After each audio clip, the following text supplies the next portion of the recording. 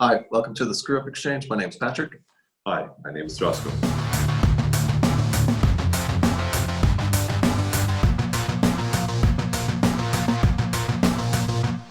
Today we have a special guest again with us for an interview, and it's Gert Haar-Jorgensen, the founder of LeanCoaching.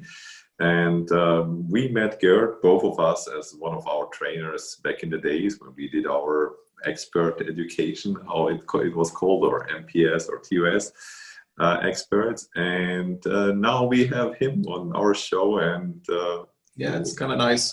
He got to see a lot of our mistakes, so now we get to learn about one of his. Welcome, Gert. Thank you. Thanks a lot for having me. And it's great to be here. And yeah, it's a great program you're making, by the way. I've seen them now, and I think it's really educational. Oh, really? Thank you. So you've seen our show. So a little bit about our show is we like to interview prominent people in the industry. And as Drosko's already said, you have a wealth of lean management experience, and we would love to hear one of your mistakes or screw-ups. Well, yeah, I know. So I guess I had the pleasure of seeing a bunch of your screw-ups when you were experts in training. And I think, when you we all have to go through this, like we all talked about, that's how we learn. And if I had to share one, and it's a pretty big one, and it was pretty scary. And I guess the only thing I would say as a disclaimer, this is a bit geeky. So, if you know lean and lean logistics and stuff like that, you probably get it. If you don't, hopefully you can still follow the story a little bit. But it was, so I came from working with Toyota guys at a previous consultancy before McKinsey. And we were working at Ford, implementing Ford production system, funny enough. And they showed me how to do lean logistics, the small KLTs, Kanbans, call systems, all these things. Just to clarify, what's a KLT? Kleine Ladungsträger, yeah. Small containers. So we should do a terminology script after, because if they don't understand that, they're definitely going to understand PFAB, right? Yeah. No, it's the right sizing of the logistics to make the assembly, so you literally just take the parts. You don't have a lot of line side stock, etc. You have to implement routes and Kanbans and supermarkets. And like I said, we did a really good job at Ford with the Toyota guys. And when I then started at McKinsey, this was, 98, 99, thereabouts. My first project was at Carmen in Osnabrück. And you remember they did the CLK for, I think they did them for Bremen, right? So they did the bigger CLKs, and especially the cabrios. Mm-hmm. So the cabrio is a different design, a different stamp parts. So they were outsourced. And anyway, I thought, my chance to show how clever I am. McKinsey sent me there as the expert. I remember, a senior McKinsey partner, Graf von something or other, I won't mention his name, introducing me to the owner of Carmen, and here's our expert, and he's going to sort out your logistics. And I thought, yeah, okay, let's try. And you the process, right? You go through the calculations, what's the usage, how many Kanbans and parts and containers and things do I need? And we got quite a big team together so that we could change it over on a weekend. That looked very dramatic. Monday morning when they started the shift, I remember the COO of Carmen was in there, cycling around on his little bike, looking at the line, which was empty. So you can imagine like an old car line full of the big GLTs and that.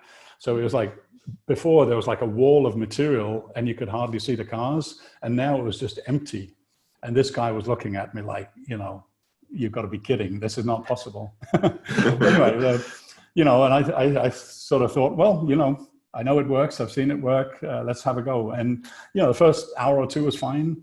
Then one container ran out, the other container ran out. I had to borrow one of the bicycles, bike down to the supermarket, get a container, put it on the back of the bike, up to, that one was okay. And then the next one was missing. And like, before I knew it, I probably had like 3-4 extra people just backwards and forwards all the time. And, day two, we had to put some of the parts into a different container because we clearly gone a little bit too small on some of them. And I think after about a week, it sort of started stabilizing, but we ended up with more people in the logistics than we'd saved on the line. And they sort of said, well, it's a great thing. We love it on the line, but it's clearly something that costs extra, right? So I sort of said, well, if we keep working on it, we'll get it down to the same. But if it's the same, what's the economic value? Why do we even do this? It actually turned out that, first of all, there's a lot of quality errors when you get things kitted and in small containers that you avoid on the line. So it's only later that we discovered the quality benefit. It took a while before we could fully monetize the saving in assembly, and then work out if logistics has more effort and assembly has less, how do we share it between them, right? Because I remember when we came to do the same projects in Mercedes, right? It was like an E2 for logistics and an E2 for assembly, and you're not having any of your costs. And, anyway. So I think we got there in the end. And if I have to say one thing, it was the reason why they could finally move the CLK Cabrio production back to Bremen was only because they could combine the material on the lines using this methodology, right? So in the long term, there was a really big benefit. But in the short term, when I was doing it, it didn't look as successful as I had imagined. And, if you ask me, why was it such a cock up, right? Yeah. Yeah. The thing I forgot was when we were doing it at Ford, it was Fiestas doing 200 parts a day and a takt time of 2 minutes.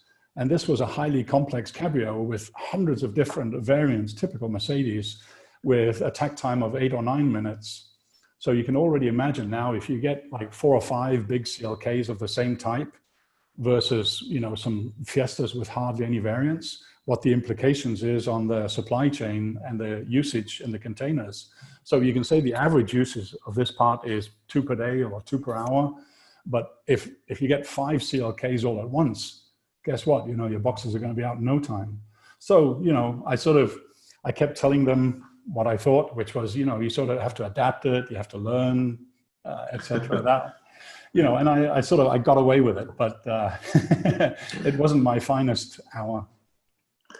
So would you say that most of it was due to like just a calculation error? Because you can take like Little's Law and do like the average demand by part number, or was it, because I understood that you were like, you had the parts in the warehouse and you were just talking about the replenishment of it.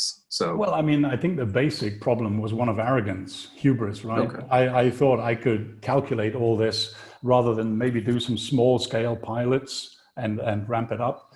I guess out of my own vanity, I wanted a big wow effect, like I'd seen it at Ford. And had I approached it more gradually, doing some part numbers at a time, etc., it probably would have gone a lot better. But, in McKinsey, you don't do small things, right? You do big stuff. Otherwise, why do people pay so much for you? And, disclaimer to McKinsey, they're a great company. I've learned a lot. Right. I think maybe also one issue at this point, as you described, is also this kind of thing, copying, pasting. And this is how we approach sometimes things. We say, okay, it worked here, it should work here, and we don't put a lot of like focus on what are the details behind it. And I'm talking out of experience.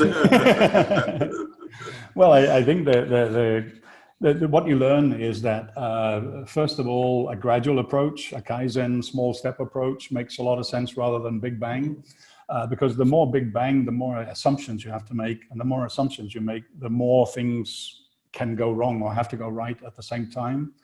So, small steps makes a lot of sense. And like you said, the benchmarking, you really have to adapt.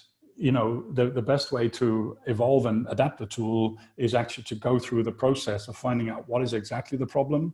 What do I think the solution is? Take some small steps towards that solution and keep refining it, classic Toyota thinking.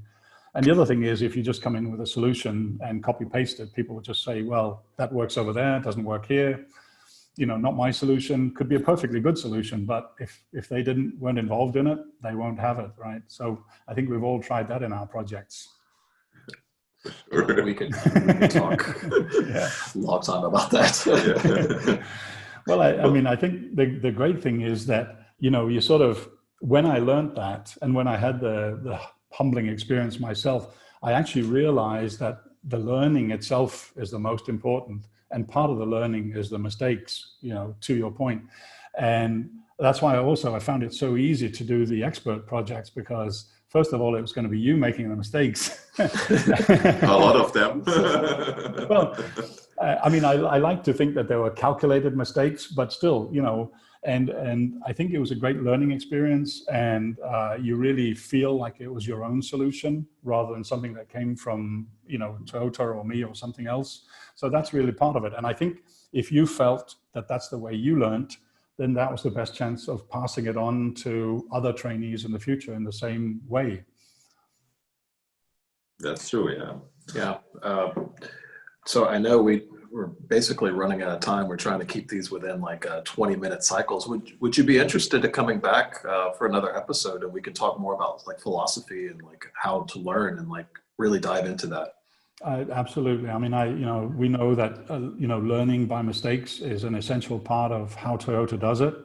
I know you were keen to get me to own up to some of my mistakes, so I wasn't pointing out just yours. Yeah, absolutely. I think there's a great amount of philosophy behind it, and, generic learning about how to be a learning organization and not just copy best practices. That's really important to Lean, and even more important to, if you ever go digital, because as some smart people, they say shit in, shit out, right? And exactly. So so I'm just going to say thank you so much. We're going to put a lot of the links into the video. If you'd like to check out Gert and his company, and definitely come back to our channel when you'll see the second episode. So thank you so much. Thank you, Gert. Thanks, guys. All the best. See Have you a good day. soon.